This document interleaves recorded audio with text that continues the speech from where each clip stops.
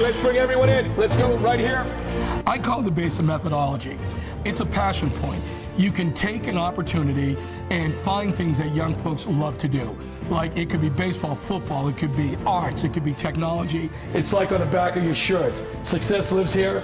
Excellence is the new minimum, and we're going to keep pushing. How do you use a sport called baseball to shift the paradigm for urban kids?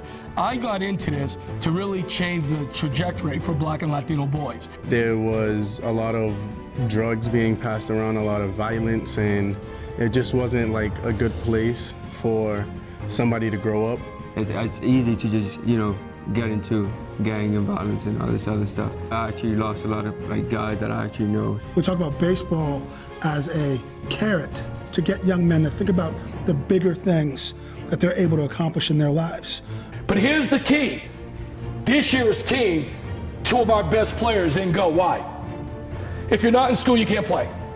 You're not doing the academics, you're not going to play, right? But am I saying anything that you guys don't know? The base as a name, what it doesn't stand for anything, but it stands for a lot. It's the base of your foundation of who you are. So the base is you, the base is a place, the base is your character, the base is your values. If you look at sort of the issues around this country, and you look at the sort of the quote unquote problem areas that we're finding, it starts with the lack of opportunity and the lack of ambition by outsiders thinking about Black and brown boys, and how we provide that ambition. How do we provide those opportunities for those young men who have this vast potential? You gotta be driven to be the person you want to be, and have a goal for yourself. And so I see the base as a place that tears down those stereotypes. It doesn't categorize these young men. It shows all the talent and potential they have to be successful young men in this community. You have to say, I came to Roxbury, I met these kids. Because if you don't do it, nobody else is going to believe it. I've been telling these guys, man, I'm so hungry. The schedule we have for you guys is nuts. The college visits and tours we have are nuts. We have other colleges that are now reaching out are nuts. And as I said at the banquet, every single one of you guys that decide you want to go to college, you should be able to go for nothing. It's like the school part of it too, because you can come here, do your homework. You could come here, get a tutor, there's laptops, so there's no excuses. And this is the only organization that I know that pulls someone in from the outside that is heavily involved on the academic side of it, and showing and educating what it means to be a college student, and what do you have to do to become a college student, and where do you look, and how do you do it.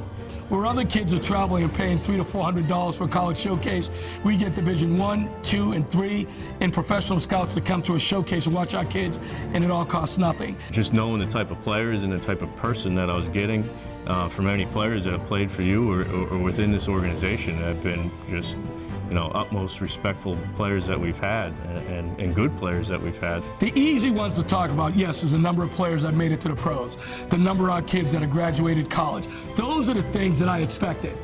Society didn't expect that. So those are the things that are the new norm. But my success stories are that every day we wake up and our young folks know there's hope, there's belief, and there's love. My mom, she raised me. My father was never around, I kind of got distracted from that life because I was focused on baseball and school, and I didn't really have any time. Pretty hoping that all the kids that I know and all the kids that you wish that all were here at the same time, so we can all help them also. I stand here because of people who looked at me, for a mom who had 6 kids by the age of 23, whose dad was gone at 9. All the things that somebody in society said was supposed to hold me back, we fooled them all. Because what my mom did is she raised us with love, she raised us with pride and dignity. If they're stuck in their neighborhood and they only know what they've learned from their surroundings, they're not going to know that there's so much more to life. And we're going to keep doing what we do. Every tournament we go to, we're going to visit colleges. We need to have a moral ground that every child deserves to be educated, safe, healthy, warm, fed, and unabused. That's the moral standard. It is the moral standard. I am obligated to do this. I am that kid. I've learned since I was 15, you got to earn your spot. And Let me tell you, when they say you earn your spot, you gotta earn it. If you're not working out, that person beside you that you're competing against is working out. I'm gonna shatter that national average and show folks if we love them, we believe in them, we provide them access, they'll succeed.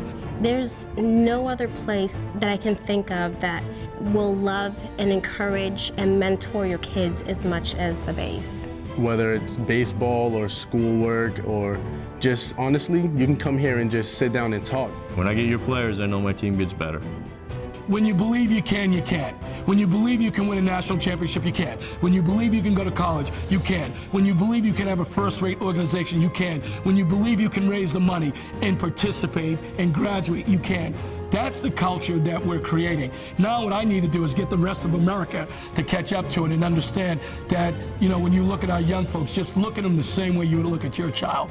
Because guess what? They're all of our children. Base on 3, family on 6. 1, 2, 3. Base! 4, 5, 6. Family! If you don't leave here that you're different because of us, I didn't do my job.